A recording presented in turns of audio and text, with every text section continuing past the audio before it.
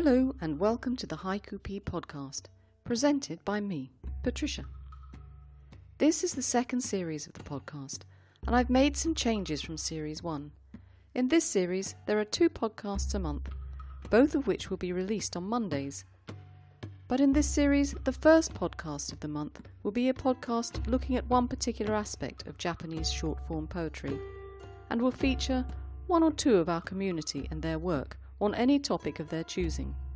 So if you have haiku which are not on my submission topics for the year, submit them anyway, and perhaps you can be one of my featured poets. The second podcast of the month will be one which features haiku and senryu mainly written by you on a specific topic. I think I've decided on some challenging topics this year, and today I'm featuring one of them, the topic of sport, or Sportku. I'm never sure what will wing its way to me when I challenge you to write these topics, but I'm never disappointed in the ways they are interpreted. This week, as well as hearing from some of our regular poets, we have some poets that are new to us. All of you are very welcome, and I thank you for submitting your work to us. First of all, though, let's start with some work that I've been reading in other publications. From the Bashu An Award, a poem by Ronald Tombega from the Philippines. Kid dribbles the ball. It's the most expensive pearl glued in his lone hands. And this from the Cattails Journal by Carol Ann Palomba from the US. Tai Chi at the pond. A white crane and I spread our wings.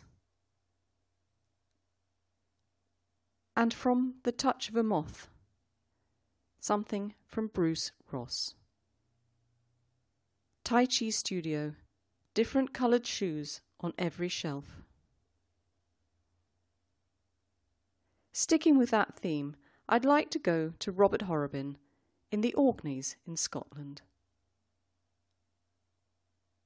Stand like a tree, white-capped winter waves beach themselves. Do you enjoy the alliteration as much as I do? This was inspired by a Qigong exercise, standing like a tree. I like to imagine Robert practicing this on the beach. The next one up is from me. Like Robert, I too practice Tai Chi and Qigong, although, if I'm honest, I'm not a great lover of Qigong. I know most people think of Tai Chi as a nice, gentle exercise, which of course it can be. I chose my teacher here in Switzerland because he thinks like the teacher in London who first taught me the short form. That is, that Tai Chi is a fighting exercise, one which could be quite handy if you need to defend yourself. Although, as he advises, not fighting is a much better solution.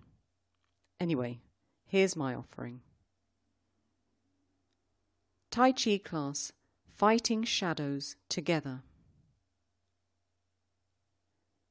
Next up, we have Dick Bailey, our marathon runner from the US, and we have 3 poems from him. Poetic motion, suspended skaters floating, descending on point. Training for tomorrow, adding your whole heart and soul, reaching for the stars. And finally, one that surely comes from a very personal perspective. Embracing the pain approaching the final mile, marathon effort. Patrick Stevens, our American expat in France, has, shall we say, at best an ambivalent attitude towards sport. I think you can tell from his first piece. Pushing all ahead, last again across the line, winning from behind. And his second piece makes me think of the game of rugby. My face in the mud, ref's whistle ringing in my ears, substitute for war? I can't help but wonder if games, especially team games, have become important to society as a replacement for warfare. Have you ever seen the New Zealand rugby team performing the haka at the beginning of a game? If not, I'll put a link to YouTube if you'd like to take a look. So let's continue with a few more haiku written about ball games. First to perform is Veronica Hosking in Arizona in the US. She has cerebral palsy, and despite that, Veronica often astounds me with the amount of life she fits into her days. She asked me to remind people that March is Cerebral Palsy Awareness Month. There'll be details in the show notes. But here's her work. Pick up softball game, born with cerebral palsy, recess bench warmer. There's more than a touch of Sabi in this one, don't you think? Now I'd like to introduce a new poet to the podcast, Gregory Finn, a Canadian. Outside of his day job in construction, he's a very creative type. Actually, maybe also in his construction work, I don't know. He plays in a band, writes haiku, preferring the traditional format, draws, paints, and recently started writing short stories. Writing haiku gives him the opportunity to focus on things that are normally overlooked because of time constraints, or to interpret things from a different perspective. So let's hear from Gregory. Nervous at the plate, here's the wind-up and the pitch. Soon my eye will swell. Gregory's next one reminds me of myself and the kids starting to ice skate when we came here to Switzerland. It wasn't really something we did in London. The nearest rink was miles away. All of us were unsteady on our feet. In later years, I used to watch my youngest, sports-mad son and his friends playing street hockey on rollerblades, and can really picture them in this next piece by Gregory. At hockey practice, my young, unsteady ankles fight to hold me up. Now let's hear from two poets who've written about one of my favourite spectator sports, football. Indeed, coincidentally, my football team, Crystal Palace, a Premier League team in the UK, made it through to the quarter-finals of the FA Cup yesterday. It's left me feeling glad all over. If you want to know why, I'll put a YouTube clip. I was trying to write something about watching youngsters learning to play football, but then I received the next two poems within hours of one another, and I gave up. They express exactly what I was trying to say.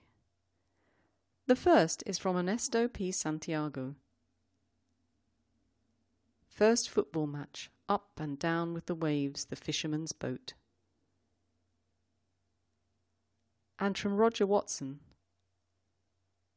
Schoolboy football, everyone chasing the ball. Don't they make you smile? Professor R.K. Singh from India has written about two of my favourite pastimes. Here's the first. Crossing the shadows in the Indo-Pak match, the last ball. Cricket has been important for a great deal of my life. Perhaps, from an English perspective, you'd get the same effect by changing line 2. Crossing the shadows in the Aussie-England match, the last ball. That last ball, so often a tense time. Clad in swimsuit, her body in water sweeps waltzing ripples. Lovely. And now welcome to Norm Kecke, a new contributor to our podcast from California in the US. His primary employment is as a dental technician, but he's a freelance illustrator too, and if you'd like to see more of his work, I'll put the link on the show notes. But Norm's real passions are coffee, he's tasting his way around the world, and music. It was the lyrics of music that brought him to the world of haiku. He finds that writing haiku is somewhat akin to writing lyrics. He loves to write work that evokes emotion. So here's Norm's first piece of work for us. And I know he's writing more for next month's special podcast on the topic of music.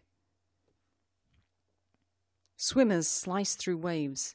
Seconds tick. Home team shoots. Whitecaps. Ricky Rivers introduces another sport to us, motorsport. Engines begin, burning rubber, adrenaline. And also from him, another angle of looking at sport. And perhaps this next piece contains a hint of Sabi, a certain melancholy. Sweat-stained uniforms, rainfall washing away defeat. This next piece by Mani Shanmugam took me by surprise. You know, I don't think I've ever been in the situation that Mani describes. Have you? Watching spectators, match between two teams everybody likes. Mineko Takahashi has also submitted a couple of pieces that gave me pause for thought. Let me read the first one to you. Baseball cap, now a crown on anyone hiding inequality. I read this one several times. I couldn't work out whether Mineko was making a comment on President Trump or a comment on the habits of both sexes these days in wearing baseball caps. So I asked her, and now I know the answer. But what do you think? Powder snow, allure of a forbidden area, skiing to death. Straight off the bat, this one reminded me of Michael Schumacher, the racing driver, although thankfully there's still a chance for his recovery. But later this little poem popped into my head as I was trying to sleep. That so often happens with work you submit to me. Now, as you know, I spend a lot of time in the mountains, and as I was thinking of this poem, news reports popped into my head about people dying whilst exercising in our mountains here. It struck me then how most reports are about non-native Swiss having mishaps. The following day, I received a mail from Mineko. She too had been thinking about the Michael Schumacher event when she wrote this, but also the fate of foreigners visiting her mountains in Japan had been on her mind. She wrote that there are many incidents that happen here in the north every winter where foreign skiers come for our good snow, but they venture out into forbidden areas and often die. This past month, a French group got lost. It's a recurrent problem here, so it was on my mind. The attractiveness of new snow, not trodden by anyone, seducing people to come, but then it's an abyss. A reminder, if one were needed, to respect the power of the mountains. And so, let's close today with a surprising sport and a little bit of fantasy, this time from Joan Barrett. Ancient fishermen at the ocean's edge, mermaid sighting. And the story that goes with this piece of work is also beautiful. For several years in a row, Joan and her grandson arose before dawn and drove to watch and photograph the sunrise over the ocean, over Cape Cod. One morning near them was an elderly man, seated in the sand, jacketed against the cold, the line from his fishing rod stretched out before him. He was waiting patiently for a bite. I wonder, did he ever sight a mermaid? Thank you, Joan, for bringing this week's podcast to an end. And thank you to everyone who submitted their work this week. I've enjoyed reading and discussing the pieces with you and having the pieces replay in my mind, even if some of them have popped up when I would really like to have been sleeping. It's been a pleasure. Next time on the podcast, I'm starting to look at the topic of renku, or linked verse. I very much hope you'll join me because it's a packed podcast, and I'd like to get you involved in a global project, but I'll tell you more next time. Thanks to everyone for listening and for all the feedback that you send me. I learn so much from all of you. Until next time on the Haiku P podcast, goodbye and keep writing. Don't forget, you can send me submissions which are off topic, and perhaps I can feature them in the podcast. And if you're looking for information about the poets in this podcast, I will add the links where I have them in the show notes. If something's missing, just drop me a line and I'll add it if I can. Ciao!